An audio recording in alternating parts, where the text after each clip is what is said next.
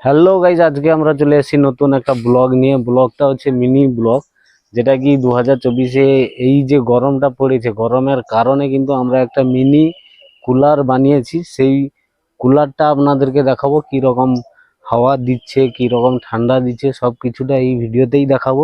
ভিডিওটা লাস্ট অবধি দেখতে থাকো, তাহলে পুরো ভিডিওটাই বুঝতে পারবে কিসের জন্য ভিডিও বানানো, কি ব্যাপার পুরোটাই জানতে পারবে। চলো যাই কুলারের দিকে। এই রোদ্দুরের উপরে দেখুন বন্ধুরা কি রকম ঠান্ডা দিচ্ছে। রোদ্দুরে যদি এরকম ঠান্ডা দেয়, তাহলে ভাবুন বাড়িতে যদি রাখা যায় কতটা ঠান্ডা হতে পারে। আপনারা একটু ভেবে দেখুন। এই দেখুন নিচের দিকে দেখা জলটাকে, এই দেখুন জল আছে, এগুলো আছে তোমার খড়।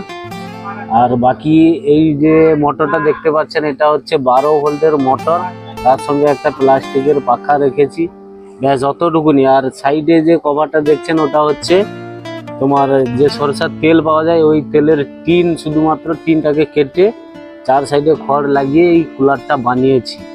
তো কুলারটায় কিরকম হাওয়া দিচ্ছে দেখুন একবার, এই দেখুন, দেখছেন হাওয়া খারাপ দেয়নি, হাওয়াটাও ভালো আছে। চাইলে আপনারাও বানাতে পারেন বাড়িতে বসে, খুব সহজে মিনি কুলার বানানো যায়।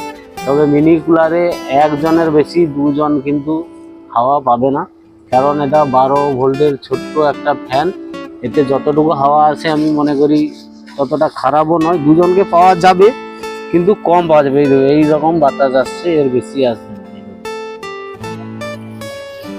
এটা এর উপরে রেখেছি বলে হাওয়াটা উপর দিকে চলে আসছে, না হলে সজা এলে কিন্তু অনেকটা যায়।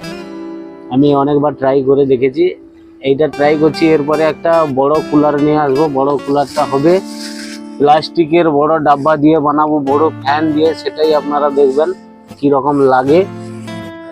এই দেখুন বন্ধুরা, এটা উঠাচ্ছি। এর উপরে অ্যাকচুয়ালি এর মানে টিনটা খারাপ আছে বলে এটা কেটে দিয়েছি, নাহলে এর উপরে ঢাকনা দরকার আছে, নিচেরও পুরোটাই দরকার আছে। কেননা এই টিনটা যদি ভালো থাকতো তাহলে জলটাও এতে রাখতাম না, যার কারণে এটার উপরে জল রেখে করতে হচ্ছে, নাহলে এই একটার উপরে জল ফল সব কিছু থাকতো ভিতরে।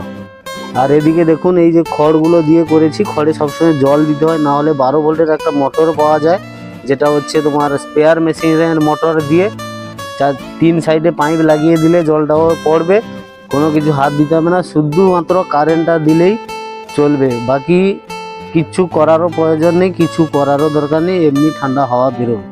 এতে গিয়ে এতে মোটর নেই বলে জল দিতে হয়, তাড়াতাড়ি শুকনো হয়ে যায় খড়টা, যার কারণে বারবার করে জলটা এতে ঢালতে হয়।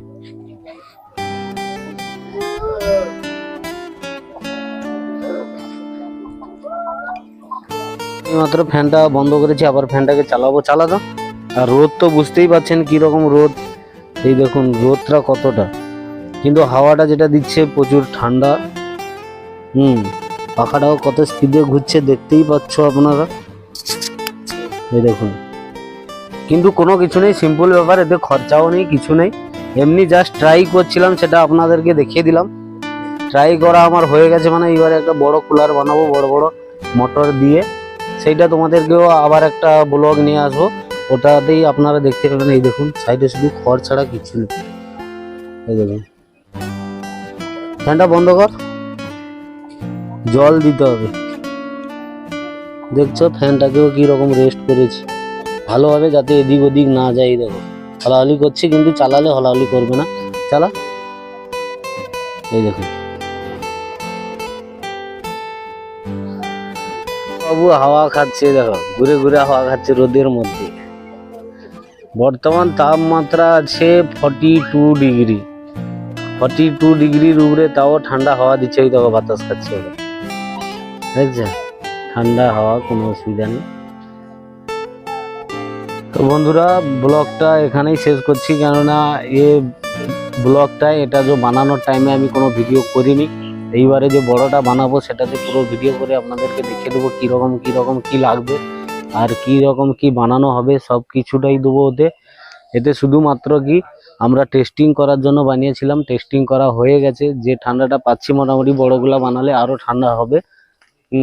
ব্লগ আজকের মতন এখানে শেষ। আর লাইক আর সাবস্ক্রাইব করে দেবেন, কারণ এইরকম ভিডিও আমাদের কাছে আসতে থাকবে। আর ব্লগ মানে আমরা যতদূর মানে যতটা পারবো ততটা চেষ্টা করব বানানোর জন্য। আজকে এখানেই সমাপ্ত।